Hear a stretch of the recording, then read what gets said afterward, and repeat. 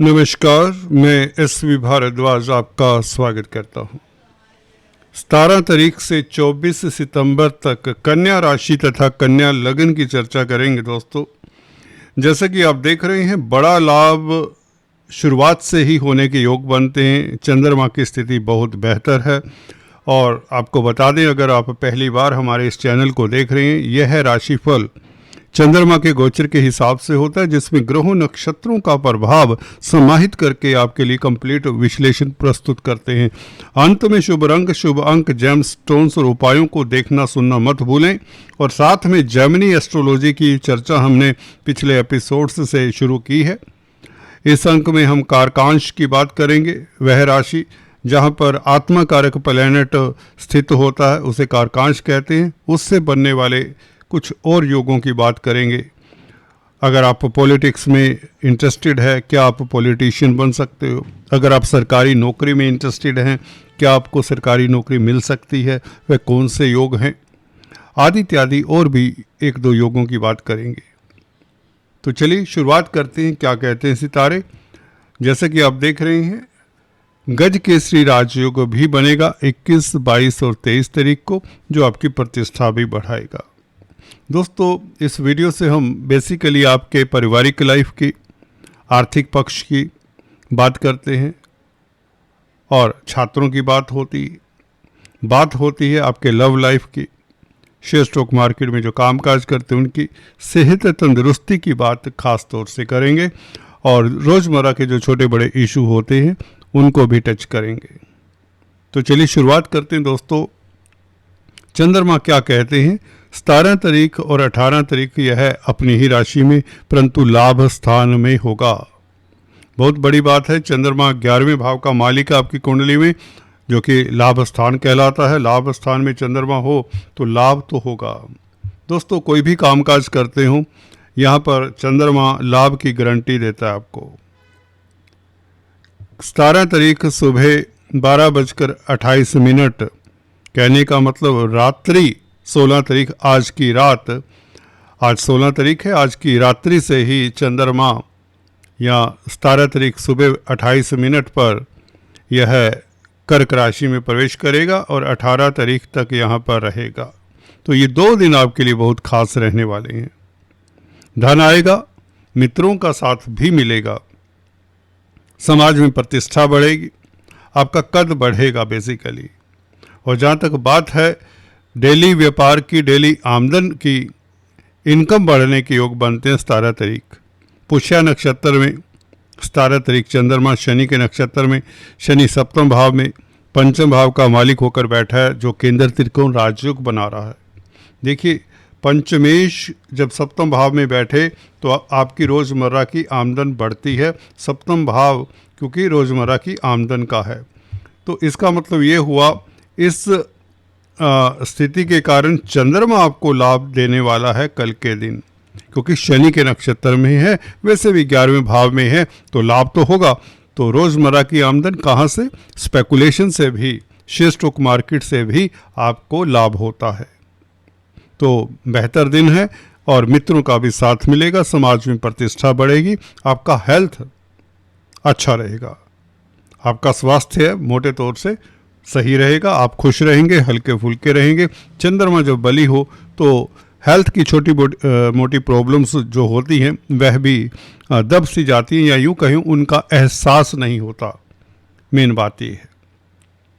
तो चंद्रमा 17-18 तारीख को बहुत बेहतर है। 18 तारीख को अश्लेषा नक्षत्र में, जो कि बुध का नक्षत्र है, बुध आपके लगन में उच्च के, जी हाँ दोस्तों, ये कमाल की स्थिति है।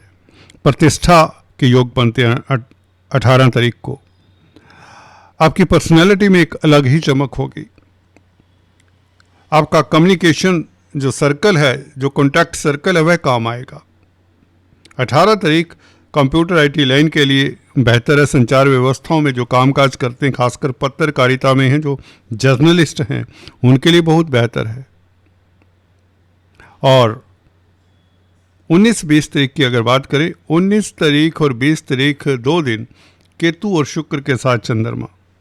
देखिए, 12वें भाव का चंद्रमा हम अक्सर बताते आए हैं, यहाँ पर व्यक्ति भाग दौड़ की ज़िंदगी के पश्चात थोड़ा सुस्ताना चाहता है। होना भी चाहिए, क्योंकि रोज़मर्रा की जो लाइफ होती है उससे आदमी उकता ही जाता है। आप अपने साथ समय बिताना पसंद करेंगे। आइसोलेशन में कुछ घड़ियां आपको मिल भी जाएंगी, आपको निकालनी भी पड़ेंगी।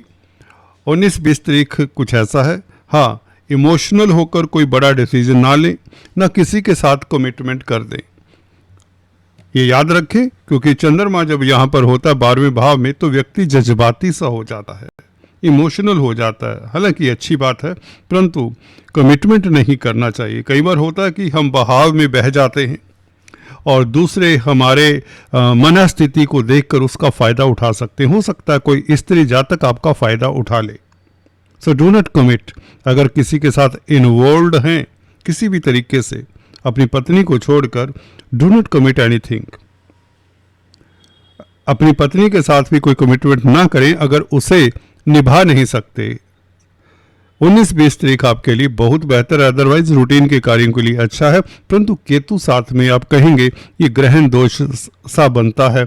जी हाँ दोस्तों, इसलिए केतु के बीज मंत्रों का जाप कर लें। गणपति जी को दूर्भा चढ़ाएं 19 और 20 तारीख।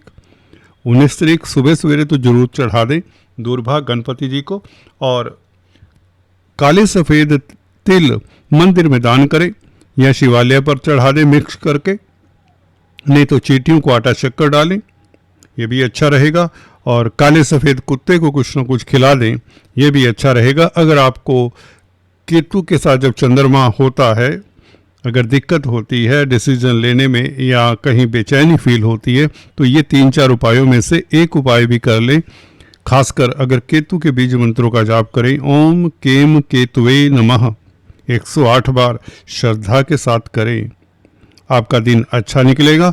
हाँ, विदेशी कामकाज के लिए दिन अच्छा ही है, निवेश के लिए समय अच्छा ही है। खासकर कला के क्षेत्र में अगर कामकाज करते हैं या क्रिएटिव व्यक्ति हैं, कुछ क्रिएट करते हैं, कुछ डिज़ाइन करते हैं, कुछ लिखते हैं, कुछ आर्टिस्ट हैं, पेंटर हैं, म्यूजिशियन हैं, कोई भी कला हो सकती है, हैंडीक्राफ्ट्स की लाइन में है, तो ये दिन बहुत अच्छे हैं।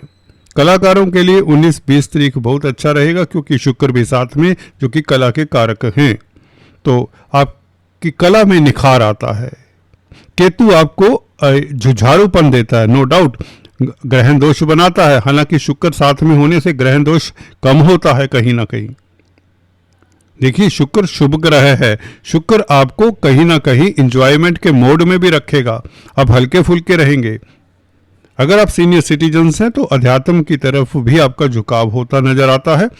योगा मेडिटेशन से आपको निश्चित तौर से लाभान्वित करेंगे। हल्की फुल्की एक्सरसाइज करने से आपको लाभ होगा। मोटे तौर से आप तंदुरुस्त रहेंगे। लंबी यात्रा अवॉइड करें तो बेहतर होगा। 21, 22 और 23 तारीख चंद्रमा दोस्तों सूर्य और बुध के साथ 3:57 से 21 तारीख को यहाँ पर आ जाएगा। आपको बता दें, अमावस भी 21 तारीख को ही शुरू हो जाती है। 21 तारीख सुबह, बल्कि 20 तारीख की रात्रि कहीं 12:16 या 00:16 से शुरू हो जाती है 21 तारीख की सुबह, और 22 तारीख की सुबह तक रहती है 1:23 22 तारीख की सुबह तक।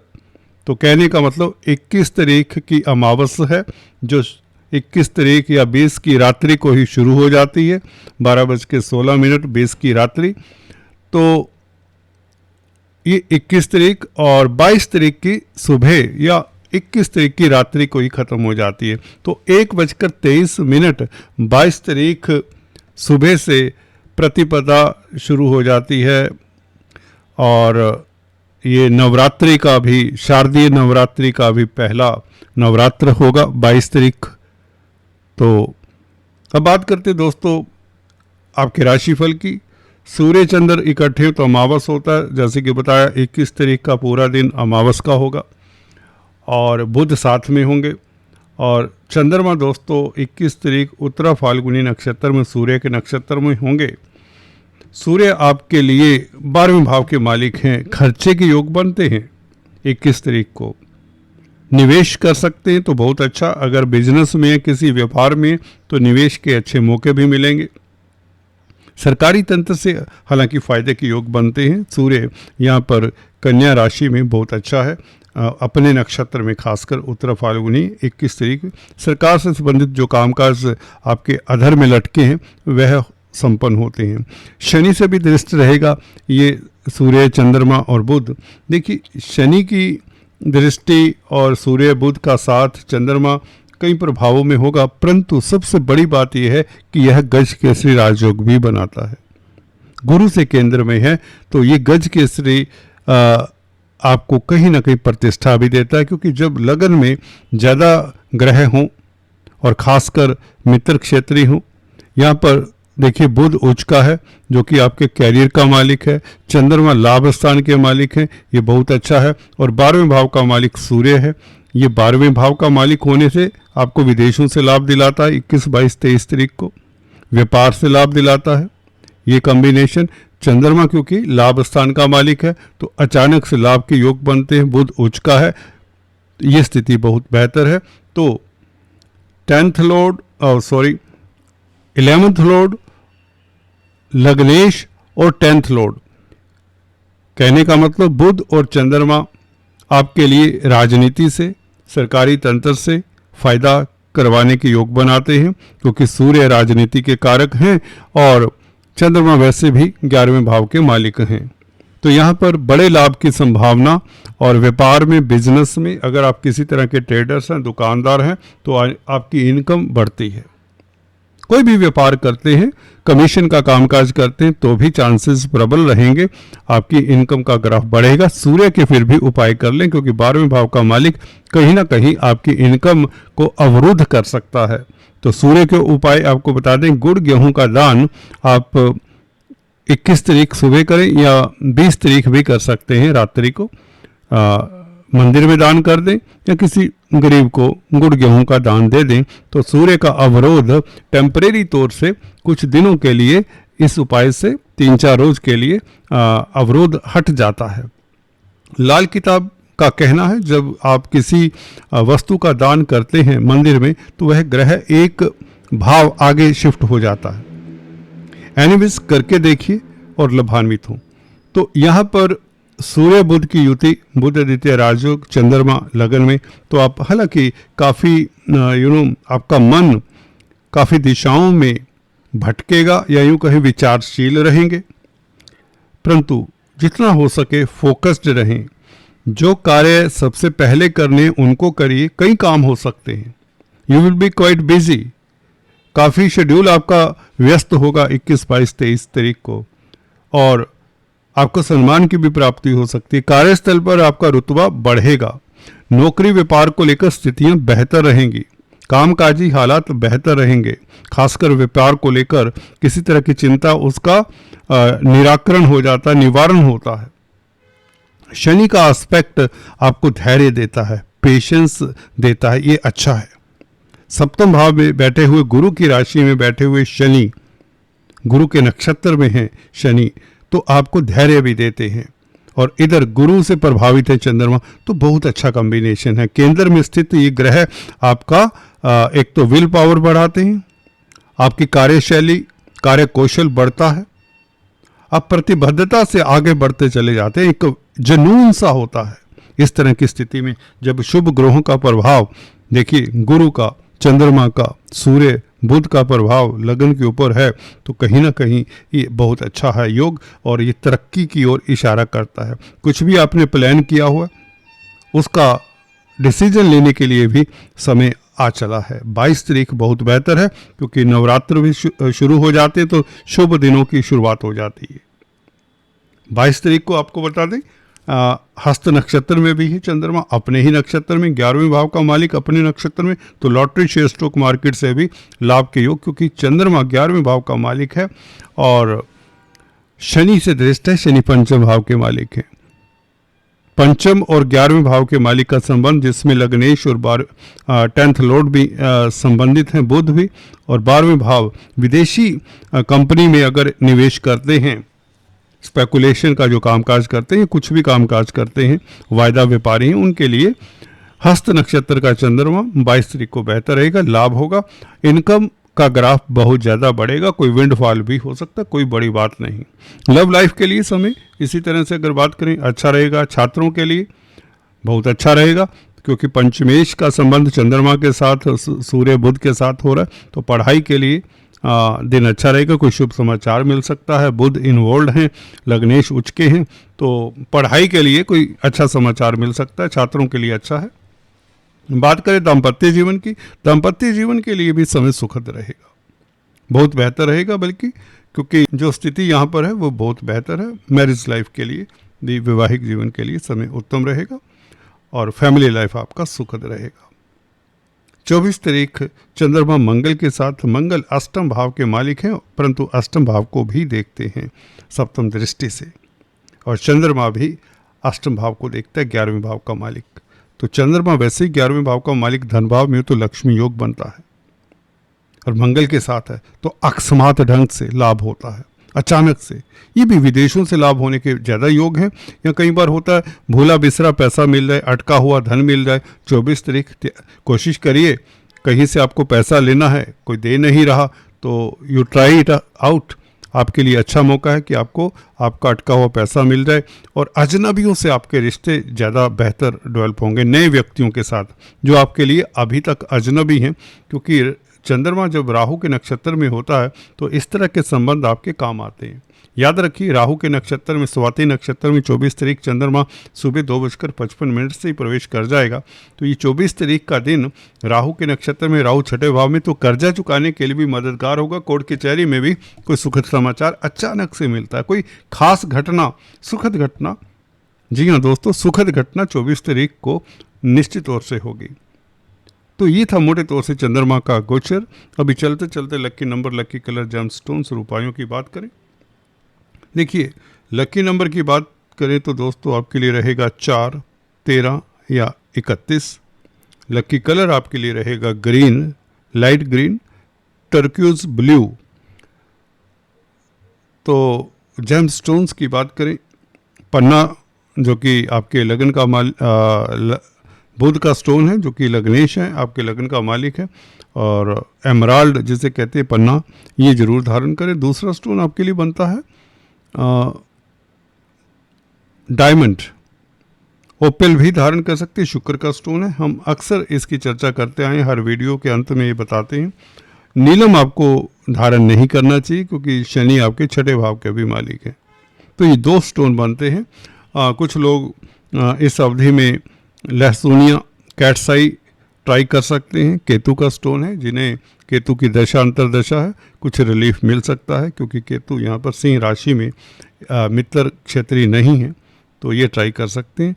और जिनके लिए राहु की दशा अंतरदशा है और कोर्ट कचहरी में मसला है, दे कैन ट्राई गोमेद, अगर उन्हें सूट करता है तो ये अच्छा फल देता है। अभी बात करते हैं दोस्तों जेमिनी एस्ट्रोलॉजी में कारकांश किसे कहते हैं, और कारकांश से बनने वाला राजयोग या सरकारी नौकरी के कुछ योगों की बात करते हैं। दोस्तों, जब बृहस्पति का प्रभाव 10th हाउस पे हो तो ये एक योग होता है, जैसे कि 10th हाउस में गुरु है तो ये भी सरकारी नौकरी का योग है। 4th हाउस में गुरु हो तो भी सरकारी नौकरी का योग बनता है, क्योंकि 4th हाउस में किसी के गुरु बैठा हो तो 10th हाउस को देखता है। नवमांश में जो आत्मा कारक प्लैनेट होता है दोस्तों, आत्मा कारक प्लैनेट वह होता है जिसकी डिग्रीज आपकी कुंडली में जो ग्रह होता है सबसे ज़्यादा हों, तो उसे हम आत्मा कारक कहते हैं। आत्मा कारक नवमांश में D9 चार्ट में जहाँ पर बैठा होता है उसे कारकांश कहते हैं। और कारकांश में अगर सूर्य बैठा हो, कहने का मतलब आत्मा कारक प्लैनेट के साथ ही अगर सूर्य बैठा हो, आत्मा कारक प्लैनेट कोई भी हो सकता है, उसके साथ अगर सूर्य बैठा हो तो सरकारी जॉब। गुरु का तो मैंने लगन चार्ट में बताया, अगर 10th हाउस में हो कुछ चांसेस होते हैं, 4th हाउस में हो तो चांसेस प्रबल होते हैं, क्योंकि गुरु की दृष्टि में अमृत होता है तो व्यक्ति को जॉब मिलने के चांसेस होते हैं। अगर इस गुरु का संबंध सूर्य के साथ भी हो, लगन में भी, तो भी सरकारी नौकरी के योग बनते हैं। और हालांकि बड़े सारे योग हैं, बहुत योग हैं सरकारी क्षेत्र में कामकाज करने के लिए। सूर्य लगन में हो तभी सरकार से या पिता से लाभ होता है। तो हम कारकांश की बात कर रहे हैं, जो ज़्यादा परफेक्ट खरा उतरता योग, ठीक है, वो है आपके कारकांश में या आत्मा कारक कह लें, प्लैनेट के साथ अगर सूर्य बैठा हो तो व्यक्ति पॉलिटिक्स में हो सकता है। अगर आप देखिए नेता राजनेता बनना चाहते हैं तो ये योग देख लीजिए, आपकी कुंडली में अगर है तो आप पॉलिटिक्स में बहुत आसानी से जा सकते हैं। हालांकि पंचम स्थान का मालिक भी स्ट्रोंग होना चाहिए, 6, 8, 12 भावों में नहीं होना चाहिए। पॉलिटिक्स में जाने के लिए पंचमेश भी स्ट्रोंग होना चाहिए। परंतु गवर्नमेंट जॉब के लिए तो इतना तो कह सकते हैं, गवर्नमेंट से किसी न किसी तरह का फायदा तय जिंदगी होता है अगर कारकांश के साथ सूर्य बैठा हो। अगर कारकांश में चंद्रमा बैठा हो और इसको बुध देखता हो तो व्यक्ति डॉक्टर होता है। दोस्तों, आत्मा कारक प्लेनेट अगर चंद्रमा ही हो परचांस और उसको बुध देखता हो, 7th में बैठा हो, तो व्यक्ति डॉक्टर होता है। बड़ी प्रॉपर्टी का वारिस होता है जब कारकांश से 9th हाउस में जुपिटर होता है। स्टेट्स से, प्रॉपर्टी से, रेंटल इनकम से उसे फायदा हुआ करता है। जब जुपिटर आपके आत्मा कारक प्लेनेट या कारकांश से 9th हाउस में होता है तो व्यक्ति धनाढ्य होता है, व्यक्ति किस्मत वाला होता है। पंचम भाव में भी अगर शुक्र, बुध, चंद्रमा और गुरु इत्यादि हों, 1 या 2 प्लेनेट हो, तो भी व्यक्ति अमीर होता है, क्रिएटिव भी होता है, अच्छा राइटर इत्यादि हो सकता है अगर गुरु है पंचम भाव में कारकांश से। शुक्र है तो व्यक्ति आर्टिस्ट होता है। आज इतना ही, फिर से चर्चा करेंगे, तब तक के लिए स्टे ट्यून। थैंक्स।